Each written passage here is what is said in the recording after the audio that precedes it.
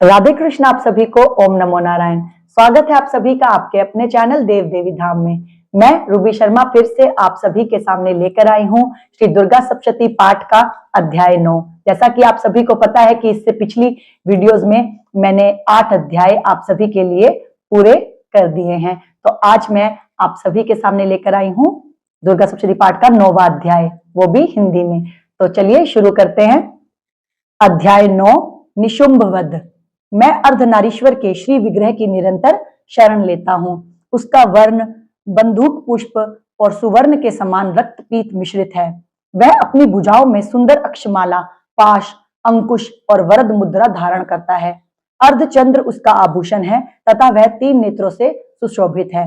राजा ने कहा, भगवान, आपने रक्त बीज के वध से संबंध रखने वाला देवी चरित्र का यह अद्भुत महात्म्य मुझे बतलाया। अब रक्त बीज के मारे जाने पर अत्यंत क्रोध में भरे हुए शुंभ और निशुंभ ने जो कर्म किया उसे मैं सुनना चाहता हूं। ऋषि कहते हैं, राजन, युद्ध में रक्त बीज तथा अन्य दैत्यों के मारे जाने पर शुंभ और निशुंभ के क्रोध की सीमा न रही। अपनी विशाल सेना इस प्रकार मारी जाती देख निशुंभ अमर्ष में भरकर देवी की ओर दौड़ा। उसके साथ असुरों की प्रधान सेना थी। उसके आगे पीछे तथा पार्श्व भाग में बड़े बड़े असुर थे। वे क्रोध से ओंठ चबाते हुए देवी को मार डालने के लिए आए। महापराक्रमी शुंभ भी अपनी सेना के साथ मात्र गणों से युद्ध करके क्रोधवश चंडिका को मारने के लिए आ पहुंचा। तब देवी के साथ शुंभ और निशुंभ का घोर संग्राम छिड़ गया। वे दोनों दैत्य मेघों की भांति बाणों की भयंकर वृष्टि कर रहे थे।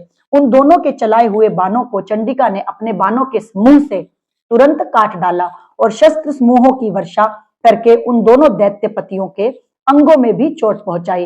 निशुंभ ने तीखी तलवार और चमकती हुई ढाल लेकर देवी के श्रेष्ठ वाहन सिंह के मस्तक पर प्रहार किया।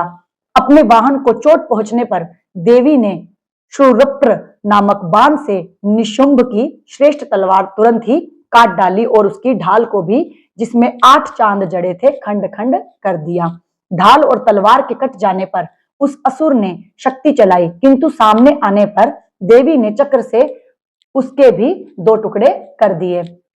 अब तो निशुंभ क्रोध से जल उठा और उस दानव ने देवी को मारने के लिए शूल उठाया, किंतु देवी ने समीप आने पर उसे भी मुक्के से मारकर चूर्ण कर दिया।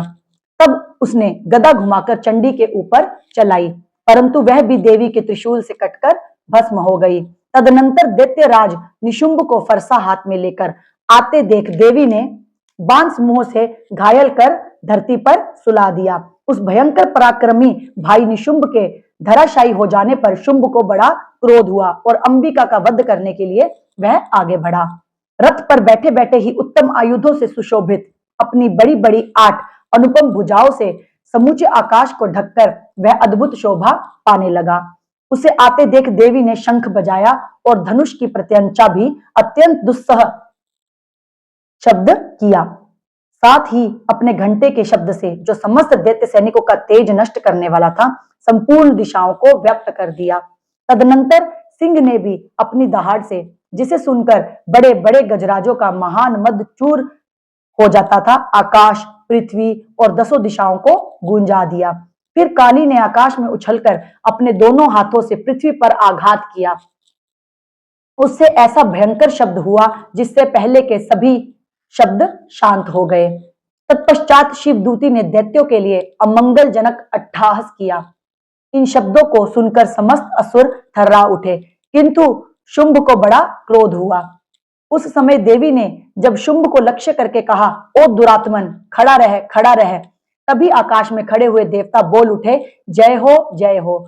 शुंभ ने वहां आकर ज्वालाओं से युक्त अत्यंत भयानक शक्ति चलाई। अग्निमय पर्वत के समान आती हुई उस शक्ति को देवी ने बड़े भारी लूके से दूर हटा दिया। उस समय शुंभ के सिंहनाद से तीनों लोग गूंज उठे।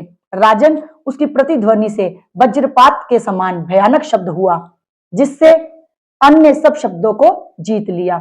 शुंभ के चलाए हुए बाणों के देवी ने और देवी के चलाए हुए बाणों के शुंभ ने अपने भयंकर बाणों द्वारा सैकड़ों और हजारों टुकड़े कर दिए। तब क्रोध में भरी हुई चंडिका ने शुंभ को शूल से मारा उसके आघात से मूर्छित हो वह पृथ्वी पर गिर पड़ा।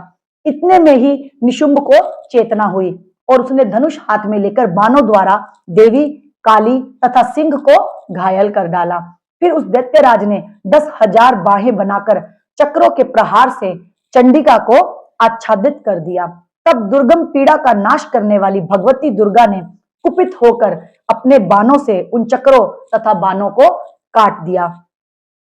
यह देख निशुंभ दैत्य सेना के साथ चंडिका का वध करने के लिए हाथ में गदा ले बड़े वेग से दौड़ा। उसके आते ही चंडिका ने तीखी धार वाली तलवार से उसकी गदा को शीघ्र ही काट डाला। तब उसने शूल हाथ में ले लिया। देवताओं को पीड़ा देने वाले निशुंभ को शूल हाथ में लिए आते देख चंडिका ने वेग से चलाए हुए अपने शूल से उसकी छाती छेद डाली। शूल से विदीर्ण हो जाने पर उसकी छाती से एक दूसरा महाबली एवं महापराक्रमी पुरुष खड़ी रह कहता हुआ निकला। उस निकलते हुए पुरुष की बात सुनकर देवी ठठाकर हंस पड़ी और खड्ग से उन्होंने उसका मस्तक काट डाला। फिर तो वह पृथ्वी पर गिर पड़ा। तदनंतर सिंह अपनी दाढ़ों से असुरों की गर्दन कुचलकर खाने लगा। यह बड़ा भयंकर दृश्य था। उधर काली तथा शिवदूती ने भी अन्यान्य दैत्यों का भक्षण आरंभ किया। कौमारी की शक्ति से विदीर्ण होकर कितने ही महादैत्य नष्ट हो गए। ब्रह्मानी के मंत्रपूत जल से निस्तेज होकर कितने ही भाग खड़े हुए। कितने ही दैत्य माहेश्वरी के त्रिशूल से छिन्न भिन्न हो धराशायी हो गए। वाराही के थुथुन के आघात से कितनों का पृथ्वी पर कचूमर निकल गया। वैष्णवी ने भी अपने चक्र से दानवों के टुकड़े टुकड़े कर डाले। ऐन्द्री के हाथ से छूटे हुए वज्र से भी कितने ही प्राणों से हाथ धो बैठे। कुछ असुर नष्ट हो गए, कुछ उस महायुद्ध से भाग गए तथा कितने ही काली शिवदूती तथा सिंह के ग्रास बन गए। इस प्रकार श्री मार्कंडेय पुराण में सावर्णिक मनवंतर की कथा के अंतर्गत निशुंभ वध नामक 9वां अध्याय पूरा हुआ। तो आज के लिए इतना ही। जुड़े रहिएगा हमारे चैनल देव देवी धाम के साथ इसी तरह और वीडियोस देखने के लिए।